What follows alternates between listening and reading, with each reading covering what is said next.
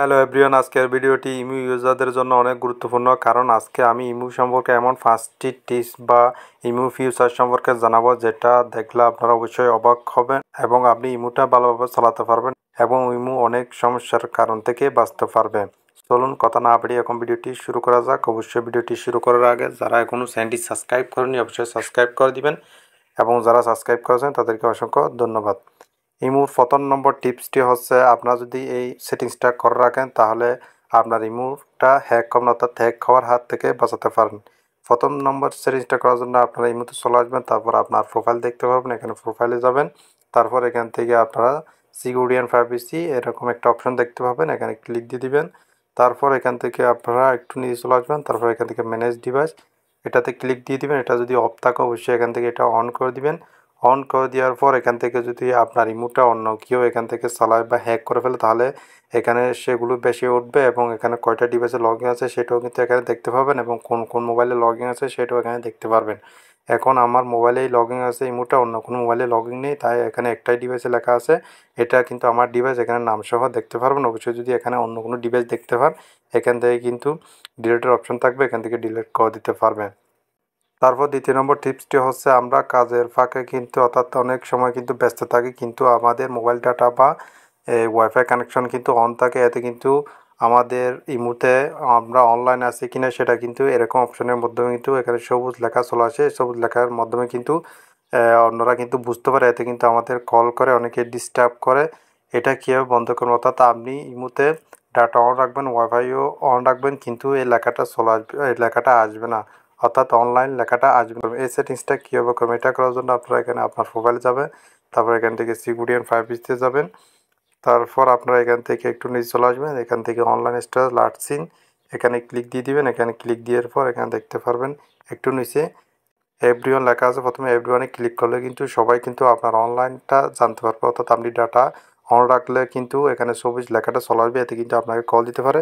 যদি এখানে মাই কন্ট্যাক্টে ক্লিক দেন তাহলে কিন্তু আপনার কন্ট্যাক্ট নম্বরে যারা যারা আছে তারাই কিন্তু আপনাকে অনলাইন দেখতে পারবে। যদি কাস্টমে ক্লিক করেন, কাস্টমে ক্লিক করার পর এখানে যদি আপনি ডাটা অন রাখেন তাহলে ডাটা অন রাখার পর সবুজ লেখাটি চলে আসবে। সবুজ লেখাটি চলে আসার পর এখানে আপনি যাকে যাকে সিলেক্ট করে দেবেন তারাই কিন্তু আপনাকে অর্থাৎ তারাই কিন্তু সবুজ লেখাটি দেখতে পারবে, বাকিরা কিন্তু সবুজ লেখাটি অর্থাৎ আপনি অনলাইন আছেন কি না সেটা দেখতে পারবে না। যদি এখানে নো বডিটা সিলেক্ট করেন কেউ আপনাকে অনলাইন দেখতে পারবে না, অফলাইন লেখা চলে আসবে এবং আপনার ডাটা অন থাকবে, এতে কিন্তু অনেক উপকার হয়। অবশ্যই এই সেটিংসটা করে রাখবেন। তারপর এখান থেকে বেরিয়ে এসে এর নিচে কিন্তু দেখতে পাচ্ছেন ইনপুট স্ট্যাটাস, এখানে ক্লিক দিলে কিন্তু আমরা অনেক সময় কিন্তু অনেকে কিন্তু মেসেজ লিখে থাকে, মেসেজ লেখার পর আমরা অনেকে কিন্তু ব্যস্ত থাকি, ব্যস্ত থাকার সময় কিন্তু আমরা মেসেজটা দেখি, দেখার পর কোনো রিপ্লাই দিতে পারে না, এতে কিন্তু তারা অনেক রাগান্বিত হয় বা মেসেজটা দেখার সাথে সাথে কিন্তু তার কাছে একটা গোল চিহ্ন চলে যায়, আমি মেসেজটা দেখেছি, এতে কিন্তু অনেক বাজেকর বা এটা অনেক খারাপ লাগে। এজন্য আপনারা এখান থেকে নো বডিটা সিলেক্ট করে দিবেন। নো বডিটা সিলেক্ট করার পর আপনার মেসেজ, অর্থাৎ আপনি মেসেজ দেখার সাথে সাথে তার কাছে সিন হবে না, অর্থাৎ গোল লেখাটা আসবে না।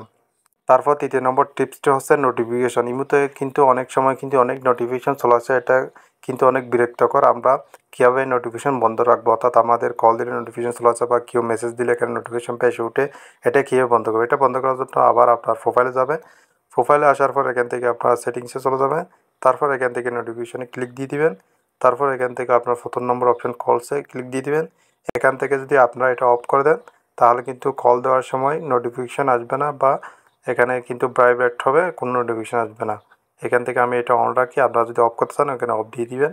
তারপর আছে মেসেজ, এখানে মেসেজে ক্লিক করে এখান থেকে যদি এগুলো সবগুলো যদি এখান থেকে অফ করে দেন তাহলে কিন্তু কেউ আপনাকে মেসেজ দিলে সেটা এখানে স্ক্রিনে ভেসে উঠবে না এবং কোনো আওয়াজই হবে না। তারপর এখান থেকে স্টোরিটাও অফ করে দেবেন, কারণ আপনি যখন স্টোরি আপলোড করবেন তখন কিন্তু এখানে যদি কোনো রকম রিয়াক্ট দেয় তাহলে কিন্তু আপনার কাছে নোটিফিকেশন চলে আসবে। অবশ্যই এখান থেকে এগুলো সব কিন্তু অফ করে দিতে পারেন, এগুলো কোনো দরকার নেই।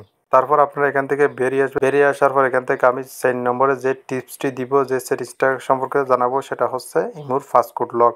অর্থাৎ এখন থেকে ইমুর একটি নতুন আপডেট চলে এসেছে, এই আপডেটটির মাধ্যমে আপনারা ইমু থেকে সরাসরি ফাস্টকোড লক দিতে পারেন।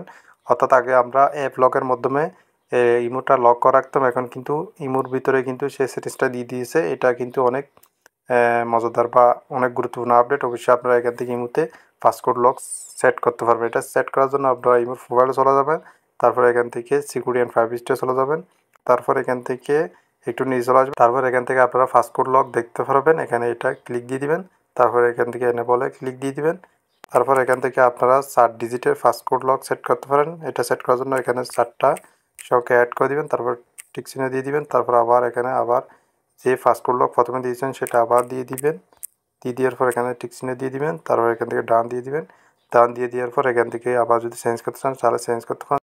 এর নিচে দেখতে পাচ্ছেন অটো লক, এখানে ক্লিক করে এখানে যদি আপনারা ডিজেবলে ক্লিক দিয়ে দেন তাহলে আপনারা ইমোতে বের হওয়ার সাথে সাথে কিন্তু ইমোটা লক হয়ে যাবে। যদি এখানে 1 মিনিট 15 মিনিট 1 ঘন্টা এটা দিয়ে দেন তাহলে আপনি ইমোট থেকে বের হওয়ার সাথে সাথে কিন্তু ইমোটা লক পড়বে না, অর্থাৎ যতক্ষণ সিলেক্ট করে দেবেন ততক্ষণ পর কিন্তু ইমোটা লক হয়ে যাবে। অবশ্যই এখান থেকে ডিজেবল ক্লিক দিয়ে দিবেন। তারপর আমি একদম সর্বশেষ 5 নম্বরে যে টিপসটা সম্পর্কে বলবো সেটা কিন্তু অবশ্যই আপনারা করে রাখবে। এটা কিন্তু আপনাদের সবারই কিন্তু দরকার হয়। সেটা হচ্ছে আমি আপনাদেরকে দেখিয়ে দিচ্ছি। সেটা করার জন্য অবশ্যই আপনাকে এখানে প্রোফাইলে যেতে হবে। তারপর এখান থেকে সিকিউরিটি অ্যান্ড প্রাইভেসিতে যেতে হবে। তারপর এখান থেকে একটু নিচে চলে আসবেন। নিচে চলে আসার পর এখানে দেখতে পারবেন কলে ক্লিক দিয়ে দিবেন। কলে ক্লিক দেওয়ার পর এখানে দেখতে পারবেন হু ক্যান কল মি, অর্থাৎ এখানে আপনাকে কে কল করতে পারবে সেটা কিন্তু এখানে আপনারা সিলেক্ট করতে পারবেন। এখানে যদি আপনার প্রথম নম্বরটা সিলেক্ট করেন তাহলে সবাই আপনাকে কল করতে পারবে। যদি এখানে মাই কন্ট্যাক্টে সিলেক্ট করে দেন তাহলে কিন্তু আপনাকে, অর্থাৎ আপনার কন্ট্যাক্ট নম্বরে যারা আছে তারাই কিন্তু আপনাকে কল করতে পারবে। যদি এখানে কাস্টমে ক্লিক করে দেন এখান থেকে আপনি যাকে এখানে সিলেক্ট করে দেবেন তারাই কিন্তু আপনাকে কল করতে পারবে। তারপর এখানে ডানে ক্লিক দিয়ে দিবেন। তারপরে আছে এখানে একদম সর্বশেষ নোবডি, এখানে নোবডিটা যদি সিলেক্ট করে দেন তাহলে আপনাকে আর কেউ কল করতে পারবে না, একদম কেউ। অবশ্যই আপনারা এখানে যেটা ইচ্ছা সেটা দিয়ে দিবেন।